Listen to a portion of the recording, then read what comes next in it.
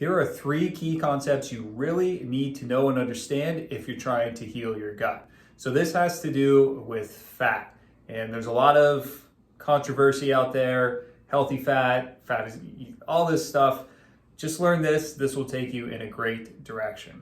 So number one, anytime you eat fat, even a healthy fat, and there are benefits to healthy fats, but anytime you eat it, you're creating more work for your liver. The reason why is this: your liver wants to protect your pancreas.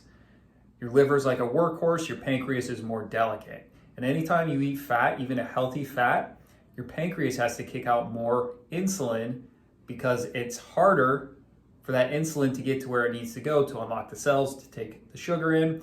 So the liver knows it better make as good of supply of bile as it can to break down that fat so your pancreas doesn't have to work as hard.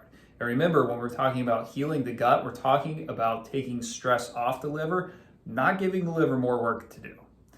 The second reason is that anytime you eat fat, again, even a healthy fat, it's thick. So if you imagine a vessel and you're putting this fat through there, and I'm talking about a blood vessel, and you're putting this fat in there with this other thinner liquid watery substance, guess what that fat does? That fat pushes out and takes away space from things like oxygen, things like your vitamins, your minerals, all these beneficial healing compounds.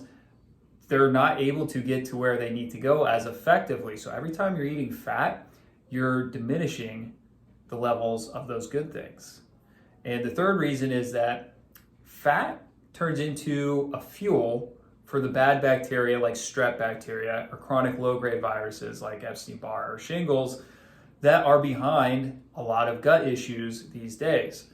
So how does that work? Well, if you're eating fat and you have a gut issue, it means that you're already not producing as much bile as you should. So that fat's going to drop into your gut partially undigested. And as it goes bad, it turns rancid. These bugs can fuel that. They can feed on that.